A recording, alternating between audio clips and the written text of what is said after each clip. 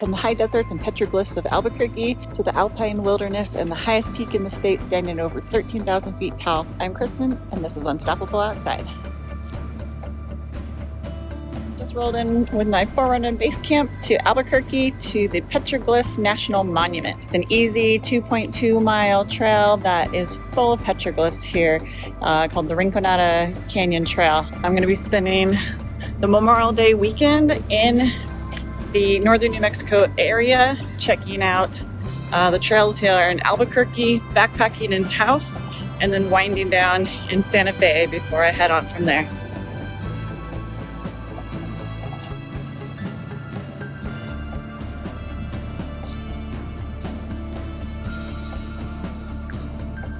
So the visitor center parking is open from 8 to 5 and has quite a few spots. I showed up a little bit after 5 on Memorial Day Friday, and it looks like I might have the trail to myself, which is pretty cool. There's only 3 parking spots available outside of the gated area, and I'm the only one there. So kind of cool to know for a nice little place that maybe isn't always so busy, but petroglyphs and whatnot kind of sound amazing right now. This is a loop trail, 2.2 miles, and going to do it in my sandals here in the sand, keep the sand out of my shoes, and get a little bit of sunshine. Starting to see some rocks out here in the distance with the petroglyphs on it. Just kind of got to keep an eye out. We'll see if there's any signs, but I'll zoom in here.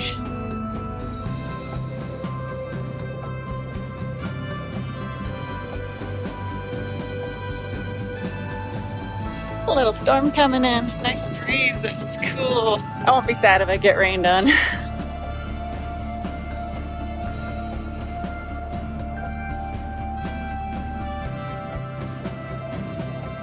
I feel like I'm on a Where's Waldo mission, but where's the petroglyph?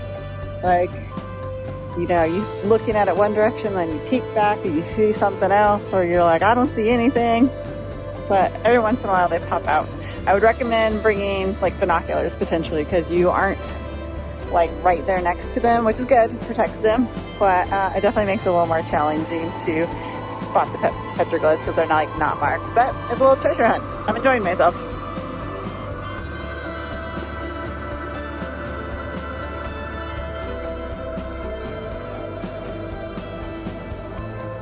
This rock right here has a lot of cool petroglyphs on it. Let me zoom in. A whole little scene, like a warrior and birds. Hey buddy, you're the biggest lizard I've seen yet.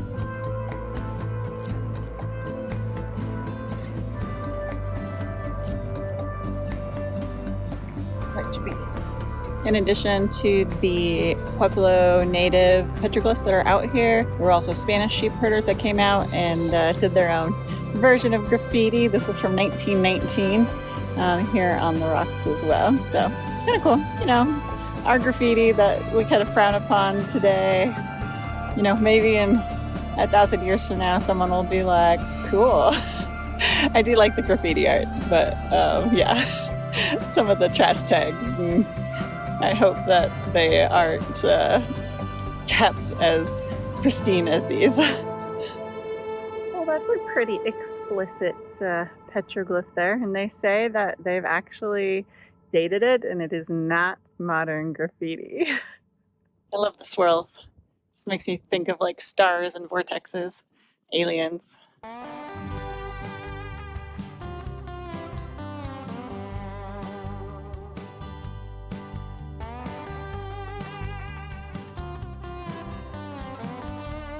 There's sheep here. This would be post 1600 AD because sheep weren't part of this area until the Spaniards brought it.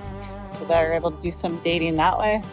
But some of these petroglyphs, like there's a bunch up here, could be as old as 1000 BC. So quite the range of natives who spent their time out here.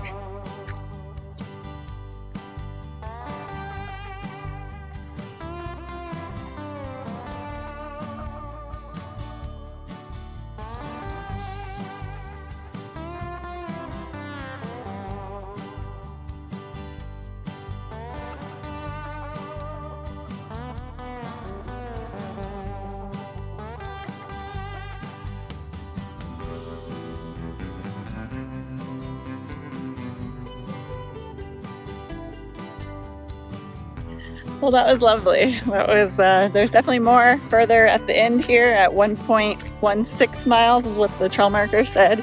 But that is now gonna loop me back through the field here to the car. So just gonna stretch my legs a bit more, and yeah, definitely recommend that as a nice stop if you're ever in Albuquerque.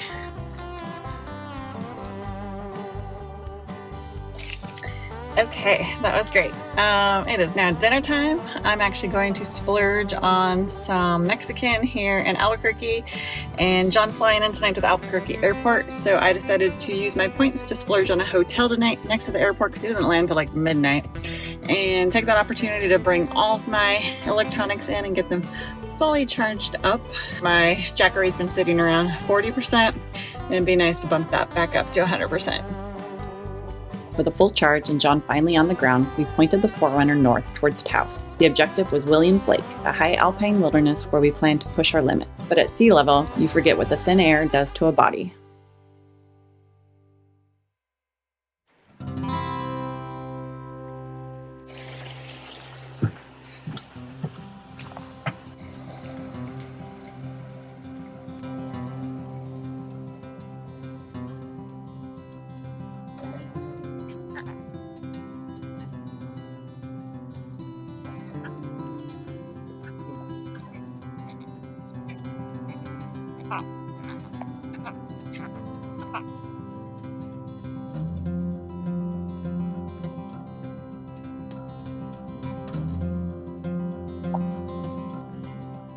Williams Lake.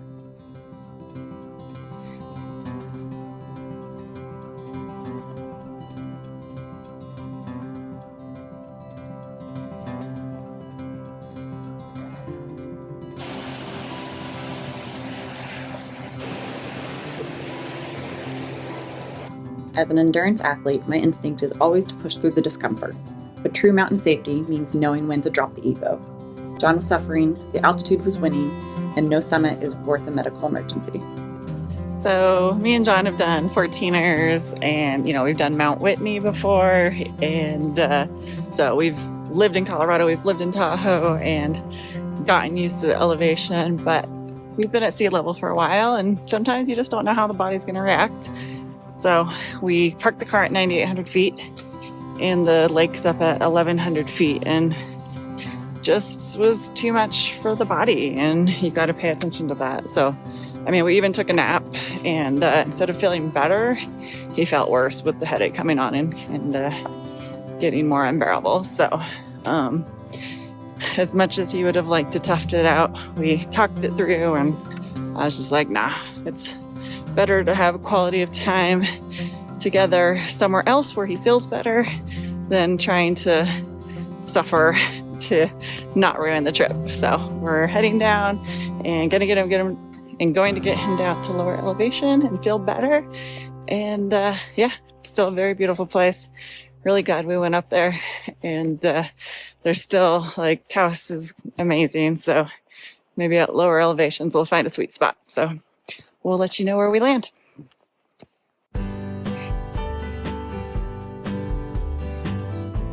Must be delirious from all that lack of oxygen.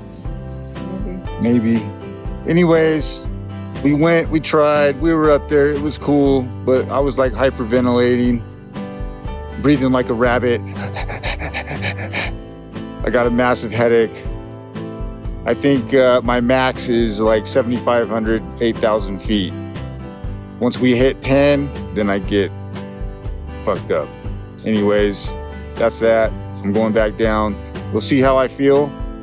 I probably should have just toughed it out, but I don't know. It was hard to comprehend things. So anyways, boo.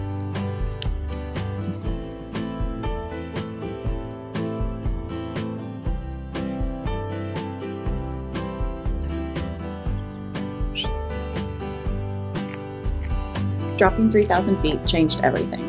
The ridge turned us away, but the rig gave us a mobile base camp to completely rewrite the weekend.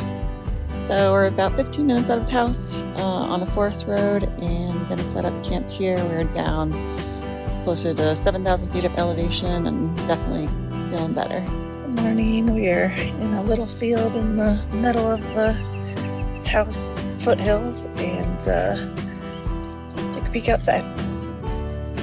We traded alpine peaks for the bottom of the canyon, spending the morning fishing the Rio Grande. When you let go of the plan you wanted, you open yourself up to the experience you actually need. Unstoppable doesn't mean you never turn back. It means you never stop finding a way to enjoy the outside. Until next time, stay safe, stay unstoppable, and I'll see you outside.